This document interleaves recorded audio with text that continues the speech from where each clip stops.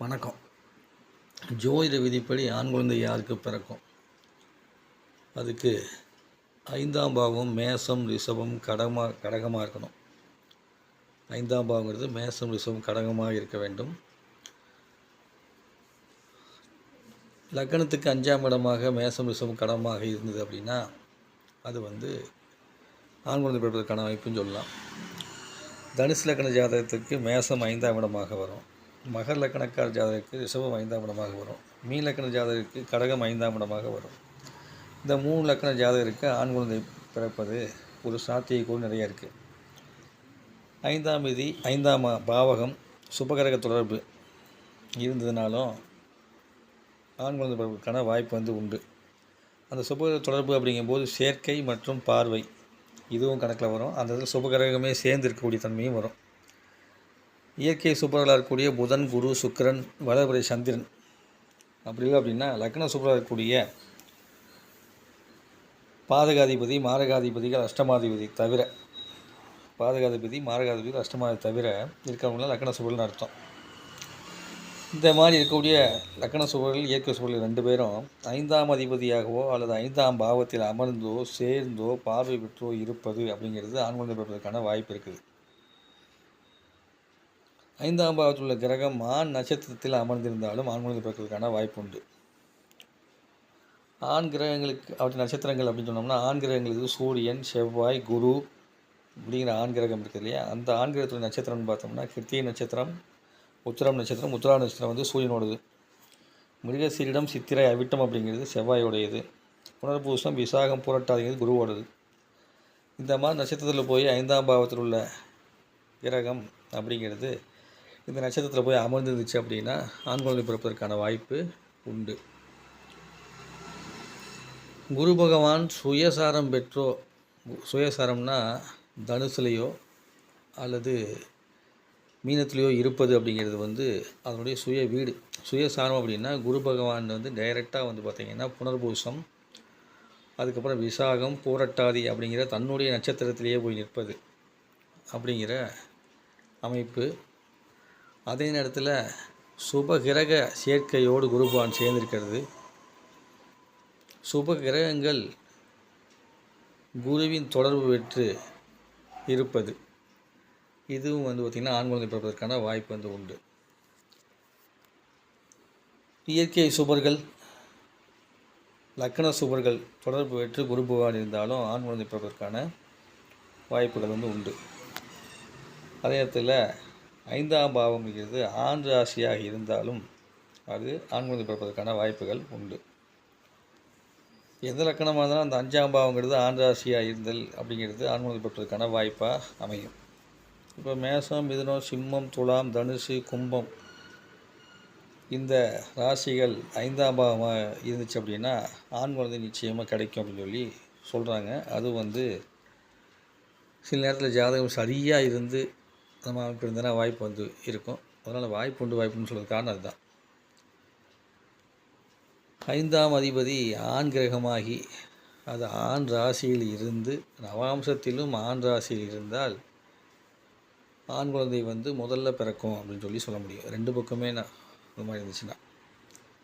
5ஆம் அதிபதி ஆண் கிரகமாகி, அதாவது ஆண் கிரகங்களான சூரியன், செவ்வாய், குரு அந்த 5ஆம் அதிபதி ஆகி அது ஆண் ராசியிலான மேசம், மிதுனம், சிம்மம், துலாம், தனுசு, கும்பம் இவற்றில் இருந்துச்சு நவாம்சத்தில் அப்படின்னா ஆண் ராசியில் இருந்தாலும் அப்படிப்பட்ட ஜாதகருக்கு முதல்ல ஆண் குழந்தை பிறக்கும் அப்படின்னு சொல்லப்படுறாங்க. இந்த மாதிரி அடிப்படை ஜோதிட விதிகள் அப்படிங்கிறது 100% ஆண் குழந்தை பிறக்கும் என கணித்திட நீங்கள் முடிவு செஞ்சாலுமே இங்கு ஆணுடைய தன்மை எந்த மாதிரி சரத்தில் ஓடுதோ அதை பொறுத்து மாற்றங்கள் ஏற்படும்.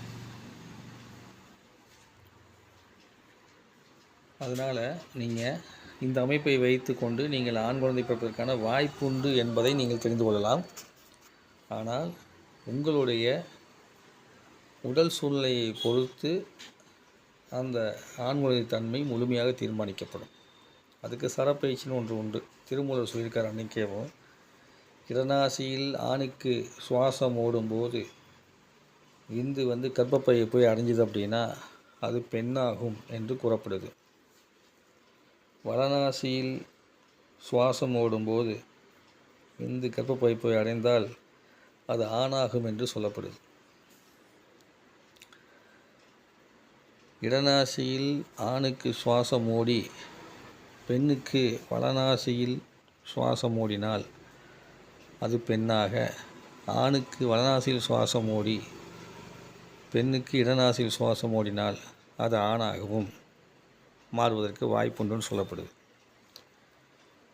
ஆணுக்கும் வளநாசி பெண்ணுக்கும் வளநாசி என்றால் ஆண் குழந்தை பிறந்து அது அதிகார தோரணையில் இருப்பதற்கு வாய்ப்புண்டு என்று கூறப்படுகிறது.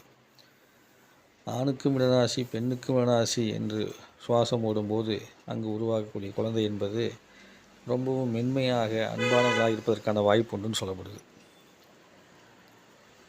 அதே ஆணுக்கு சுழிமுனையில் ஓடி பெண்ணுக்கு இடநாசியில் ஓடினால்